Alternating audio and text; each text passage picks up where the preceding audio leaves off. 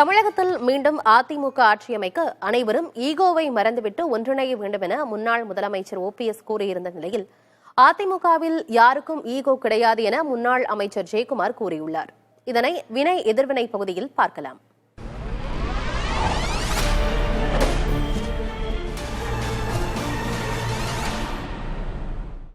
அவரவர்கள் மனதில் இருக்கின்ற ஈகோன்னு சொல்லுவாங்கல்ல, அந்த ஈகோவெல்லாம் உதறி தள்ளிவிட்டு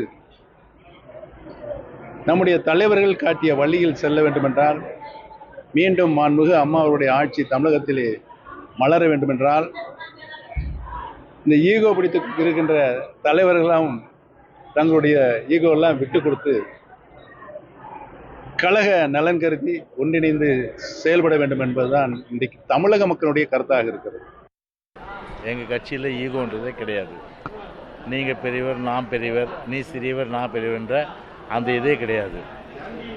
எல்லாமே பேரறிஞர் அண்ணா வழி வந்த புரட்சி தலைவரின் தொண்டர்கள், புரட்சி தலைவரின் வழி வந்த புரட்சி தலைவி அம்மாவுடைய பிள்ளைகள். இதில் எங்கே ஈகோ இருக்கும்?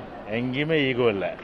அதனால் ஈகோ இல்லாத ஒரு முழுமையான ஒரு கொடி பிடிக்கின்ற தொண்டன் கூட ஒரு முதன்மையான அதாவது பதவிக்கு வர முடியும் என்று சொன்னால் அது அனைத்து இந்திய அண்ணா திராவிட முன்னேற்ற கழகத்தில் மட்டும்தான்.